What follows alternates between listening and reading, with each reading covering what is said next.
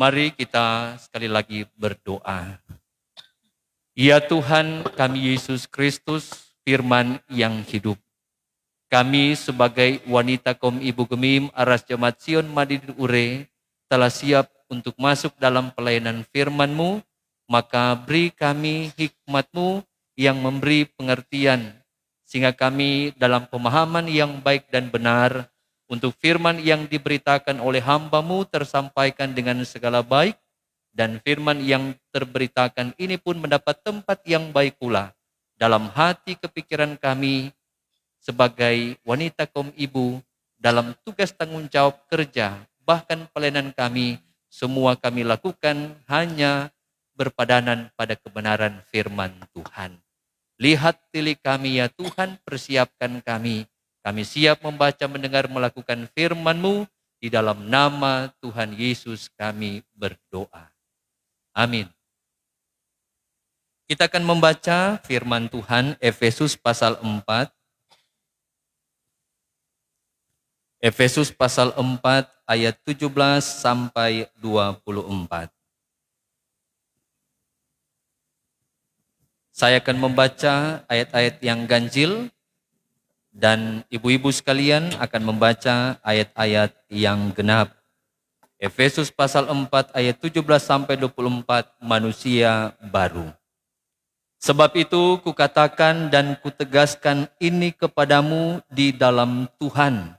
Jangan hidup lagi sama seperti orang-orang yang tidak mengenal Allah dengan pikirannya yang sia-sia.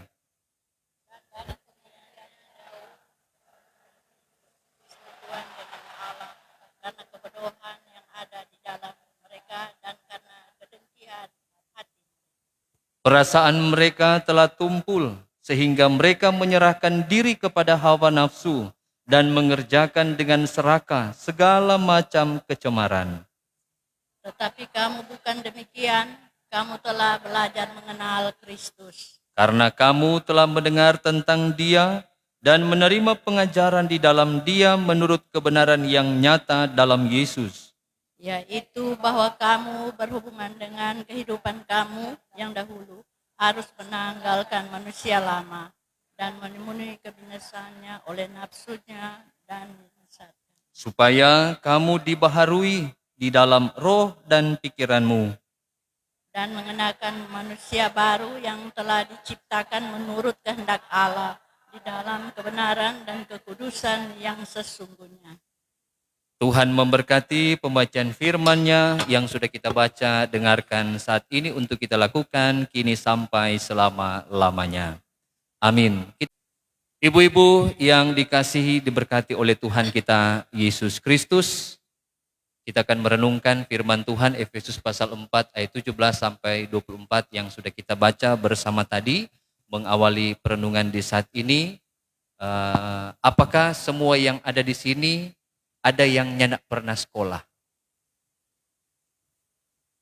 Nyanak pernah duduk di bangku sekolah, dang? Nyanak pernah TK atau SD? Semua pernah? Atau ada yang nyak pernah? Semua pernah toh? Pernah semua? Oh, puji Tuhan, ternyata semua ada sekolah. Iya betul. Karena kalau semua ada sekolah, pasti orang akan mampu membedakan orang yang ada sekolah dengan orang yang nyandak sekolah. Minimal, kalau orang yang ada sekolah, orang tahu baca, tahu tulis, tahu berhitung, punya wawasan yang luas, punya pergaulan yang tentu baik karena banyak teman. Tapi sebaliknya kalau orang yang tidak sekolah, orang dapat melihat mereka ada yang tahu baca, tahu batulis, bahitung, punya DP kebalikan, wawasan sempit, seperti kalau ada peribahasa bilang katak dalam tempurung. Nah, ibu-ibu yang dikasih diberkati oleh Tuhan, proses pendidikan yang ada dalam kehidupan kita ada 3 tahapan atau ada 3 bentuk. Yang pertama ada pendidikan formal di sekolah, pendidikan informal dalam keluarga, dan pendidikan non formal di lingkungan atau dalam pelatihan atau kursus yang diikuti. Nah, semua proses atau bentuk pendidikan yang dialami setiap manusia maka bertujuan untuk menjadikan semua manusia boleh ada dalam pengertian yang baik. Mereka yang sebelumnya tidak tahu akan menjadi tahu, sebelumnya tidak mengerti akan memahami akan proses pendidikan. Kalau bicara pendidikan formal, jelas ada banyak mata pelajaran yang disampaikan oleh guru dalam rangka sebagai bekal masa depan bagi seorang siswa itu ketika mereka besar nanti mereka mencari pekerjaan. Kalau bicara pendidikan non formal berarti ada kelengkapan-kelengkapan secara pribadinya, baik itu dalam mungkin dia ikut kursus, lembaga pendidikan keterampilan, atau mungkin dalam lingkungan di sekitar akan membentuk kehidupannya menjadi baik. Nah, yang menjadi khusus di saat ini untuk kita bahas menyangkut proses pendidikan informal atau pendidikan dalam keluarga. Bila ini menyangkut keluarga, maka yang so pasti DP guru adalah orang tua. Jadi dalam keluarga yang dikatakan guru adalah orang tua. Posisi atau peran yang diharapkan di sini adalah apa yang akan kita sebagai orang tua atau guru ajarkan kepada anak-anak kita. Apakah kita mengajarkan hal-hal yang baik ataukah kita secara tidak langsung mengajarkan mereka hal-hal yang tidak baik? Nah, pasti kita sebagai orang tua berharap semua yang menjadi tanggung jawab sebagai orang tua, kita mampu mengajarkan mereka apa yang baik, bukan sebaliknya hal-hal yang tidak baik. Dari beberapa pengantar ini, ibu-ibu sekalian, mari kita melihat kembali bacaan Efesus pasal 4, ayat 17-24 yang berbicara tentang manusia baru. Ini merupakan hal yang mendasar bagi kita orang yang percaya menyangkut iman Kristen kita. Manusia baru bukan berarti dia diciptakan 2 kali dalam bentuk fisik, tetapi di sini dengan menjadi manusia baru diharapkan ada perubahan karakter dari orang yang sebelumnya tidak mengenal Kristus menjadi ciptaan baru yang kemudian dalam pengenalannya akan Kristus, dia tidak akan lagi hidup dalam dosa karena telah dimerdekakan dari dosa dan hidup bersama dengan Tuhan serta memuliakannya. Rasul Paulus secara jelas memperlihatkan perbedaan antara orang yang tidak mengenal Allah dan orang yang hidup mengenal Allah. Jadi ibarat contoh tadi, orang yang sudah sekolah dengan yang tidak sekolah. Apa yang membedakan mereka? Di sini orang yang punya pikiran yang sia-sia, pengertiannya yang gelap, hidup jauh dari persekutuan dengan Allah, hidup dalam kebodohan, hidup dalam kedegilan hati dan perasaan tumpul, maka dia disebut orang-orang yang tidak mengenal Allah. Sebaliknya, mereka yang belajar mengenal Kristus, mereka yang bersekutu dengan Kristus, menjadi anak-anak Allah dan memelihara perintah-perintahnya, ia disebut sebagai orang yang mengenal Allah. Jadi, ibu-ibu sekalian, akan menjadi hal yang mengherankan bila seorang guru di sekolah mengajar sesuatu yang ia tidak tahu atau yang tidak ia mengerti. Maka hal itu pun berlaku dalam kehidupan keluarga kita. Sebagai orang tua tidak mungkin ia mengajar anak-anaknya pada hal-hal yang tidak pernah ia sebagai orang tua lakukan.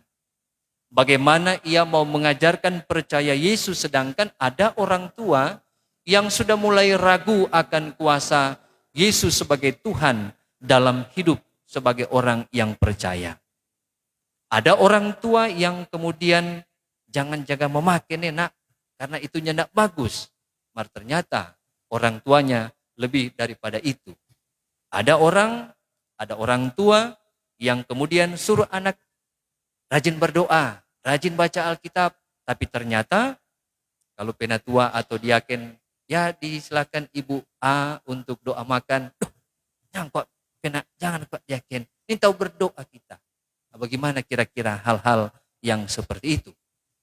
Nah, bagaimana tentu sebagai orang tua berusaha dan berupayalah apa yang kita harapkan yang baik tentu berlaku dalam kehidupan anak-anak bahkan cucu-cucu kita, maka itu pun setidak-tidaknya juga harus kita sudah mulai wujud nyatakan. Bersyukur bahwa ketika kita boleh memahami bagaimana cara hidup manusia yang baru, berarti kita sudah menanggalkan akan kehidupan manusia lama kita. Kita harus memiliki komitmen atau janji bahwa ketika kita sebagai orang tua yang diberkati, itu terjadi bukan secara instan, tetapi terproses dalam hidup bersama dengan tentu orang tua kita sebelumnya. Ketika orang tua kita mengajarkan kita untuk berbuat baik, rajin beribadah, hidup takut akan Tuhan, kita sudah mendengarkan nasihat-nasihat dari orang tua kita, maka setelah kita sekarang ini telah menjadi orang tua, maka kita pun mengharapkan hal yang sama. Anak-anak kita akan diberkati. Bagaimana caranya? Jelas kita belajar lagi dari firman Tuhan yang sudah Rasul Paulus tegaskan menyangkut nasihat pada ayat 17. Karena nasihat dalam penegasan Rasul Paulus ini bukan karena kehendaknya, tetapi di situ jelas dikatakan, sebab itu kukatakan dan kutegaskan ini kepadamu di dalam Tuhan. Jadi bukan karena kehendak Rasul Paulus, tetapi memang benar sesuai dengan kehendak Tuhan. Yaitu agar kita sungguh-sungguh hidup dalam pertobatan. Menanggalkan cara hidup kita yang lama, sama seperti kita menanggalkan baju tua kita. Tetapi kita berpakaian dengan cara yang baru, menanggalkan segala dosa kita, mengenakan kebenaran dan kesucian yang sudah Allah berikan bagi kita. Nah, bagaimana hidup saudara dan saya secara khusus sebagai Persekutuan Wanita Kaum Ibu Gemim Aras Jemaat Sion yang adalah manusia baru. Sebagai manusia baru yang sudah ditebus dalam pengorbanan tubuh dan darah Kristus Yesus, maka kita semua tentu senantiasa dibaharuinya selalu. Mari kita menyatakan hidup yang ada dalam pembaharuan, hidup yang senantiasa membawa kehidupan yang berkenan kepada Allah, melakukan perbuatan-perbuatan yang baik, serta menghindari perbuatan-perbuatan yang jahat yang tidak berkenan di hadapan Tuhan. Sebagai wanita kaum ibu, kita saling menopang dalam kerja kepelayanan, khususnya di Aras Wanita Kaum Ibu Jemaat Sion ini.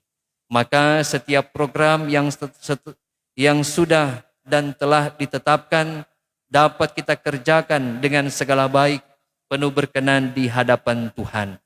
Teruslah ibu-ibu menjadi teladan bagi semua orang yang percaya.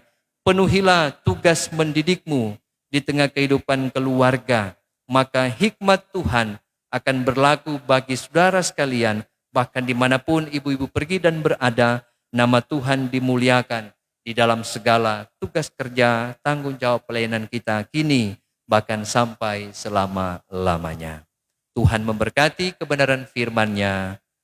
Amin.